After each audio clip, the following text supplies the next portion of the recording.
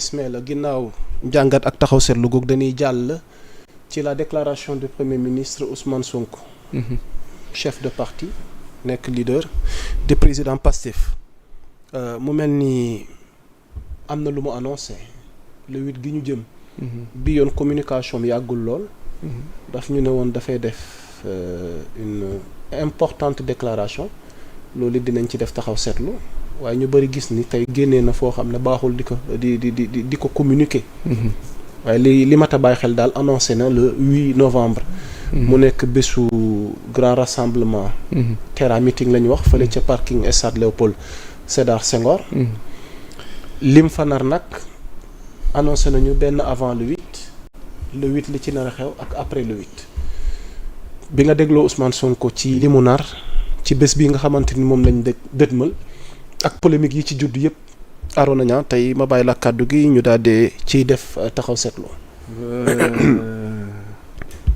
Bon loolu aussi beneen jàngat la beneen analyse la aussi beneen gis-gis la bu yaatu aussi buñ ci war a mën a wax mooy mën naa ko analyser d'abord ci angle politique après angle politique bi nga analyser ko ci angle communication. Après communication bi nga génne enjeu bi nga xamante ni moom lay jox après retombée bi nga xamante ni mën na ko créer waaw moi je fais que analyser dégg ngeen donc sama appartenance mën naa ko teg def analyste joxe sama xalaat bañ a indi sama far. allez-y. ok bu dee sama analyse bañ a indi sama far. Sa sortie était plutôt politique. C'était plutôt politique et stratégique en quelque sorte. Sorte politique la stratégie de communication la def parce que coow bari woon na autour de Pape Malick Ndour ak la justice et autres. Fallait que le maître sorte pour retirer pour jëlaat sympathie bi. Créer waat synergie bi autour de son cercle. Taper un peu sur la table. Pour montrer qu'il existe. Il n'est pas mort. Il est là. Le maître est là. Donc c'était purement politique. Mooy sortie bi mu def. Maintenant lim ci jublu buñ ci yeggee le 8. mën naa amaat ay retombées yi nga xamante ni c'est politique c'est économique mais aussi c'est géopolitique. Le 8 d'après son discours bi nga xamante ni xamaguñu lu muy wax. mais njort naa ne ñaar la fa mën a wax te du ko génn. mooy je reste demuma fii laay toog mobiliser mu def meeting purement meeting politique. mooy remobiliser woote coow xale yi ñëw mu ceinture waat base bi def démonstration de force dóor ci table bi ñëpp xam ne le maître n'est pas mort il est là. À quelle fin? Politique pour faire peur pour montrer qu'il existe à l'opposition et au pouvoir aussi. À l'opposition au pouvoir. Maintenant pourquoi à l'opposition, pourquoi au pouvoir? Pouvoir bi pour montrer à Diomaye que moi Sonko je suis le maître malgré que tu es le président. C'est moi qui décide. Maintenant à l'opposition pour leur dire que noppalu leen bu leen sonal seen bopp guddi yi jamono ji Sénégal yàlla mën la ko dénk mooy ñaar loolu mu nga xamante ni c'est purement politique. beneen bi nga xamante ni mën na fa def discours mu doon lu nga xamante ni day doon lu extraordinaire nit ñi di ko xaar wëy mooy mu ni je démissionne pour comme raison je ne suis pas comptable du bilan de Diomaye lépp lu nga xamante ni moom la def ci gouvernement moom la def man bokkuma je suis pas comptable parce que wax naa ko defal mu bañ nee naa ko bul defee nii nee naa ko bul waxee nii nee naa ko jëlal lii justice bi yéex na waa APR yi ñi ngi fii di taxawaalu kenn jàppul leen ñoom ñoo doon rey nit ñi ñoo dissoudre suñu parti ñoo ñu toroxal ñoo ñu tëj ci kaso bi ñoo sàcc alal réew mi ñoo fi def ay dettes cachées ba pare ñu bàyyi leen ñi tambaambaalu.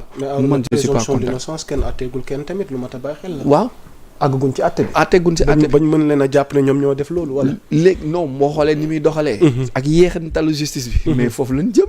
ok Sonko nee na fii si benn discours nee na Diomaye mooy sorteem bi mu defoon temps yii passé. su nekkoon man bu nekkoon man. boobu ba léegi yaa ngi nii da nga yeex. donc mën na ñëw ni leen je démissionne je suis pas comptable de ce qui se passe. D'accord. Donc la démission du PM Ousmane Sonko n'est pas à écarter. Non. ci le 8 gii ñu jël ci le 8 bi mu ñëw. kon nañ ko boole mooy ñaari discours mën nañ ko ci boole. ok maintenant bu démission bi amee. il sera pas comptable. il va gérer le parti comme ne Mao defoon. Chine bi ñu demee ci révolution culturelle bi. après bi mu defee la campagne des 100 fleurs. mu am les réformistes yu ñëw mu xam ni xajatu fi te soxla na élan pour defarwaat. mu bàyyi leen ak présidence bi dem jël parti bi mu téye parti bi mu apporter ay réformes yooyu ñoo ko indiwaat au pouvoir. Sonko peut aussi suivre la même logique. ok pour espérer revenir en 2029 mais foofu yeggagun fa de. man bu naree démissionner je lui déconseille bu mu ko xalaat bis bu ko defee jël bu ko defee comptabiliser la force juvénile sénégalaise. la puissance de la rue mu téye ko à sa guise. fii ak 2029 day seey sénégalais dara ñoru ko. day seey du ko fa xaar mbooloo boobu noonu dañuy jékki-jékki di rocceeku comme beurre boo téye ci naaj bu tàng day seey ba jeex ba pare en plus genn wàll gi yëpp amuñu këyit mairie yaa ngi nii liggéeyuñu booy yii genn wàll gi amuñu këyit mun nu voter seen carte d'identité yëpp non vote lañ ci bind mën na nekk 150 000 soo leen vérifier 20 000 yi ñooy voter 170 yëpp amuñu këyit duñ voter loolu aussi mu nekkaat beneen coow j'en profite aussi pour dénoncer yaa Moussa grève mairie yi amoo problème mu extrait de naissance wala mosoo dégg sama mbokk dem ci mairie di wut extrait. wala tribunal c'est une réalité qui est là.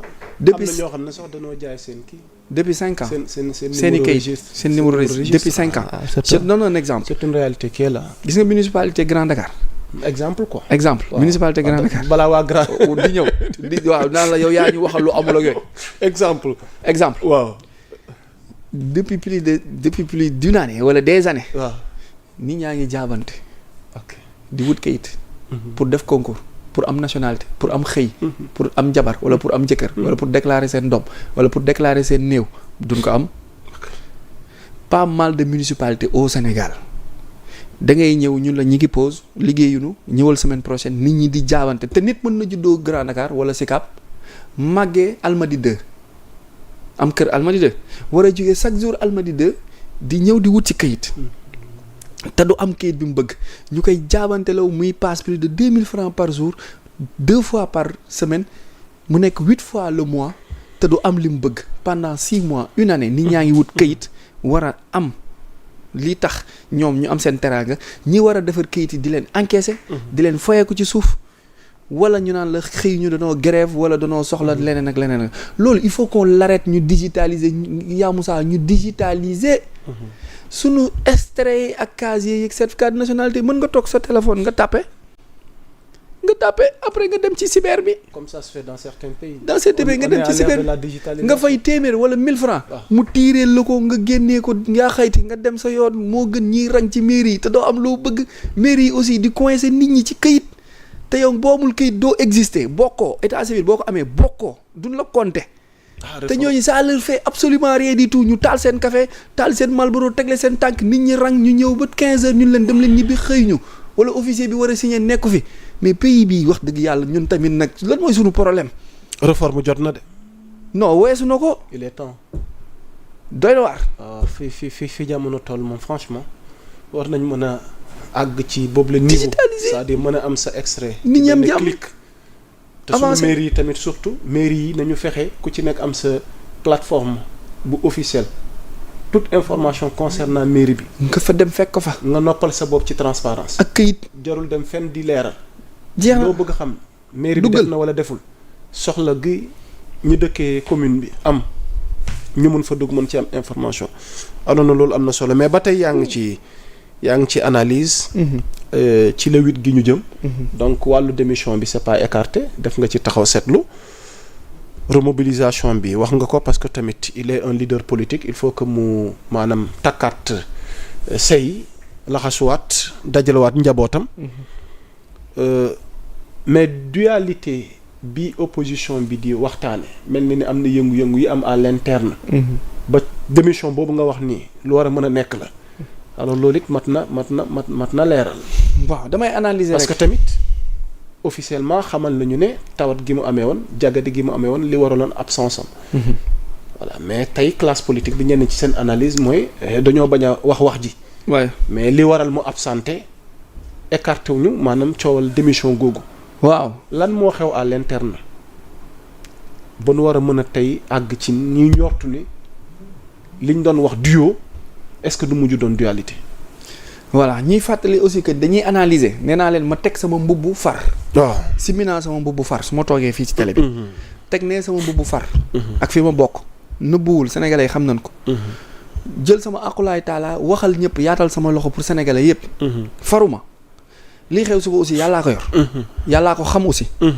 analyse ak njort ak d'après les faits yi ñu composé ak investigation laay def ak ay recherche pour ñëw weccante ko yéen sénégalais yi ñuy seetaan ñu am yaakaar ni lii mën naa am lii mën naa am lii mën naa am bu lii amee lii dina xew bu lii amee lii dina xew lii bu amee lii dina xew duñu gisaane kat. duñu ay seetkat aussi.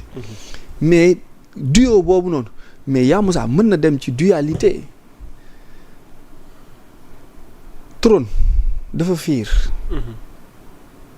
mooy chaise kilifa buur. nguur dafa fiir surtout koo porté tingoom ko mu nekk sa chef day laaj yaqin ak iman dëgg pour nga mën a bàyyi yenn yi loolu nag mayum yàlla la du ma ni mi ngi ci man du ma ni mi ngi ci yow parce que xamugoo ndax mi ngi ci yow xamuguma ndax mi ngi ci man ndax yegguma position bi mu yegg te buñ ko seddeel que ni sonn na Ousmane Sonko sonn na dëgg nañ ko nangul ci wax ci jëf ci li nga xamante ni bëggoon na ko. te lu